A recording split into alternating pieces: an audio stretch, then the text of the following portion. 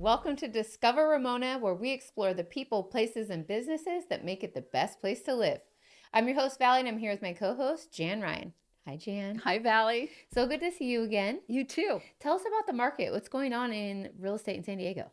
Well, I find it so fascinating because I've been hearing that existing home sales are at a 30-year low in the US. But so I double checked Ramona, and the last 3 years are actually the lowest single family home existing sales in the last 17 years. Oh, But it's been 3 years, and it's due to the higher prices, higher interest rate, and higher insurance costs. But we're still seeing a strong buyer demand. You just have to be careful, price your home well, and get it staged. Make sure you market it. give it your best product first, Ab- put it on the market correctly. Absolutely. So who did you bring for us, our first guest today?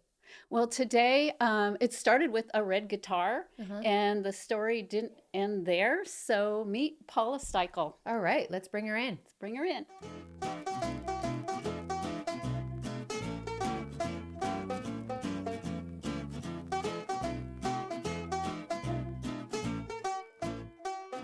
Hello, Paula. Welcome to the show. Thank you. I'm very honored to be here. So Jan brings you in and says you have quite a story to tell about the red guitar.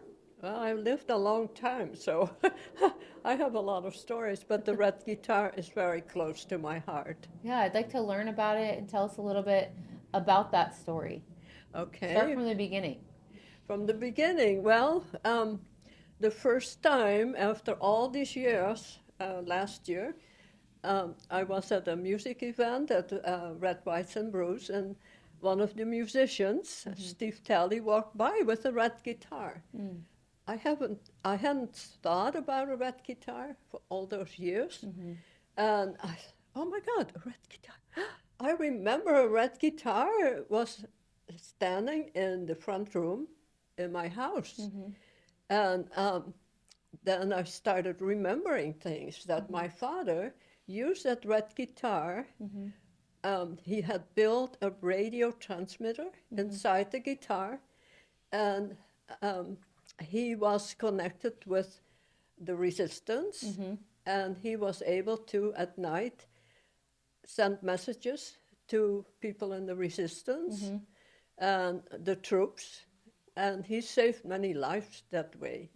They were forewarned if something was going on. We lived in the Royal Palace in Apeldoorn, the Queen's Summer Palace, so that's where the red guitar was hidden. So they say it was really in the, how do they say it, in the hall? In the, Yeah. how do yeah, Oh, I forget it. I don't know. I'm just so fascinated. In the, sometimes, yeah, okay, a saying that I forgot. Anyway, we were not allowed to touch that guitar. It was, we had to stay away as children, not touch it. So that's what the red guitar was doing, is sending messages. And And didn't your brother get in trouble for? oh yes, my brother did. He always got in trouble. He was the middle child, and he would play with it, and then, of course, that didn't end very well for him. So yeah, that's the red guitar, and I told that story to Tim Connolly, who's a friend of mine, and he's an author. And he said, oh my God, I need to write that story down, make a story about it. That's what he did. And then actually in Norton, as a friend of mine and of Tim, they got together and they wrote the lyrics to the song, The Red Guitar. Oh, wow. I know, and it's so cool. And she has been singing that song everywhere. It's a beautiful song. She has such a beautiful voice. So I'm very proud that that song is now circulating everywhere. It even went back to the palace in the Netherlands. Last year was the 80th celebration of being liberated from the Nazis. And they wanted us to come, Tim Ashley and myself, and they would have a big dinner, and they would have her sing the song and me tell the story. But financially, they couldn't put it together. Flight and hotel, everything. Sure. So it was canceled. But the story that I read in Dutch was taped by Ashley and Tim. And that was sent to the Netherlands, to the palace. And when they had the celebration of freedom, they played it. Oh, wow. And so my voice went back to the palace, and that made me very happy. Right. And my dad's story, and that way I feel he was honored for Right. the work he did.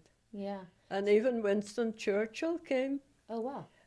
When the Queen came back from England, where she was during the war, the first time she was back in the palace, she gave a big dinner. And Churchill came, and he asked the Queen, "Can I meet Mr. Wiessner?" Was my father. He was the housemaster of the palace. And I want to thank him for the work he has done during the war and how he kept the palace It's safe. in good shape. Well, basically, of course. So that's the story. But Winston Churchill was there And I can't imagine what you went through, Paula, at during being the war, there during that time. during the war. Yeah. Yeah. Well, it was frightening. The bombings, my father sometimes had to go into hiding, and we didn't know if he would come back. He was in a group of 10 people in the resistance, and 8 people were killed, were slaughtered, put on the corners on my birthday in my hometown, on the corners of the streets, so people could see. It would scare them to see, well, this is what happened if you fight the Nazis. And so my birthday has never been the same after all these years. I always think back of that day. That was so frightening and so horrible. What intrigues me too is you hadn't thought about it until you saw a young man with the red guitar. It's like your childhood memory flashed back real quick. Right.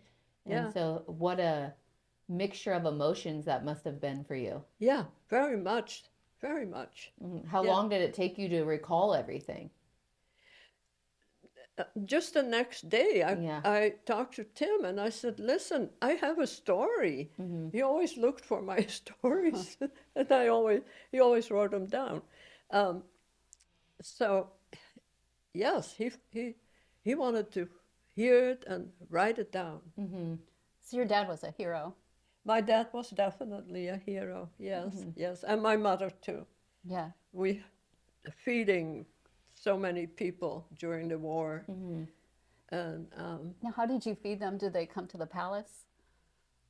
what do you mean? Oh, you said feeding. Did you? Oh yes, we had people coming from Amsterdam. You know, we had the hunger winter. Was the winter before we were liberated, and the hunger winter was for especially the big cities were horrible, were terrible. Many people died. So often they came all the way on their bikes, which was days of riding their bikes from Amsterdam to my hometown.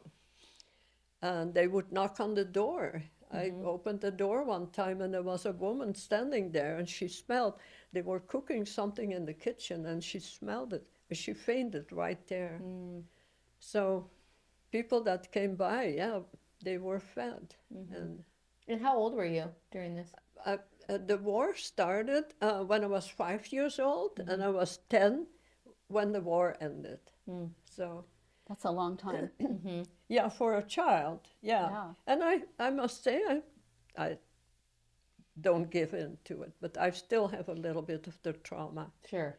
Yeah, And yeah, I do. And you had that tag you would wear. I know you showed me a picture. Oh, of I it. have, I have it they made, when the war started, my dad had um, a dog tag made for me that I had to wear at all times. Um, it was very roughly made, was heavy, was a pure, what was that, steel or, Like yeah, a tin or a. okay. So yeah, I had to, I still have that. I should have brought it, but um, yeah, I had to wear that. So if there were bombings or I got lost or whatever, my name, the They identify you. Who you were. address, everything was on there. Yeah. Did you stay in the palace mostly, Paula, or did you go out in the town? I stayed during the war.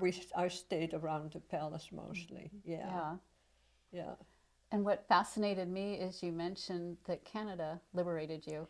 The Canadians came April 17.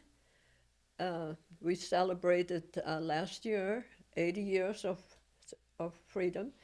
We're still celebrating it and thanking the Canadians for celebrating us. They came with big tanks up to the palace, and we heard the noise and the sound Wow. of the, and here we were. All of a sudden, we were liberated. Were you expecting it, or was it a surprise when they came? Now we stayed the last 2 weeks in the cellars. I think it was 2 weeks, maybe it was a week, in the cellars beneath the palace. When the war was really going towards the end, things were getting very dangerous. We were afraid we were being bombed. And my dad moved us, a lot of our friends, down into the cellars of the palace, underneath the palace. We were safe there. And we stayed there, and it was cold, and I slept on the floor, and the dog was my Pico. Keep you warm. Pico, your my blanket. dog, kept me warm. Yeah. And very little food. Did you say 2 weeks, or how long were you? You know, to me it seemed like. Okay. I think it was a week. Yeah. Yeah, yeah. It seemed like a long time. Yeah. And then all of a sudden, word came. And the Nazis who were occupying the palace had left. They knew they had to go back to Germany. The troops had to all go back to Germany. So we came out, it was a spring day, and the sun was shining, Wow. and here we were free. We could celebrate. Wow. So, Paula, while you were living in the palace, were the Nazis also in the palace? Yes, it was a Okay. hospital. Okay. Yes, yeah, yeah. The Queen left early 1940. I don't know exactly when, but she went to England, and from there she was able to still help with the government. Were they intimidating? What was it like? Or did you The even see them? Germans were. It was a hospital. I saw a lot of people dying. I saw them walking with legs cut off. Wow. These were the Nazis, the soldiers. But the soldiers had to do what Hitler told them to do. So they were not the bad ones. They just had to Right. fight. Victims too. And one time I was skating on a pond behind the palace, and the planes came over and they were shooting at us. Really? And a German soldier grabbed me and threw me behind a tree and covered me with his body. Wow. He must have had children at home himself. Yeah. How kind. Yeah. That's. Yeah. So I always say, no, the German people were not bad. That's.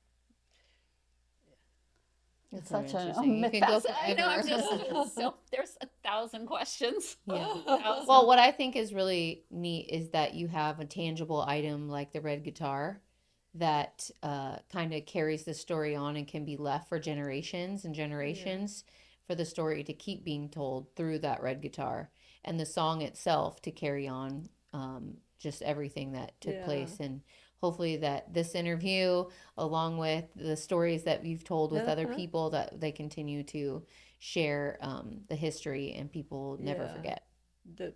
It's on YouTube. Okay. Look for Ashley E. Norton, and she's on YouTube. All right, we will. Yeah. I'll take listen to it later, and I know she's been on our show, right? Ashley's been here. Yeah, Ashley Yeah. and Tim, both of them. Yeah. Yeah, both of them. All right, lovely, and we'd love to share it. And I just want to thank you for coming in, Paula, and sharing your story and being so open with us. So thank you. Thank you. And thank you very much. Yes, of course. Endlessly fascinating, and there's even more, but Yeah. so fascinating. Thank you, Paula. Thank you, Paula. Thank you for taking me. Oh, of course. Thank you all so much for watching Discover Ramona. We'll see you next time. Good job. Isn't that amazing?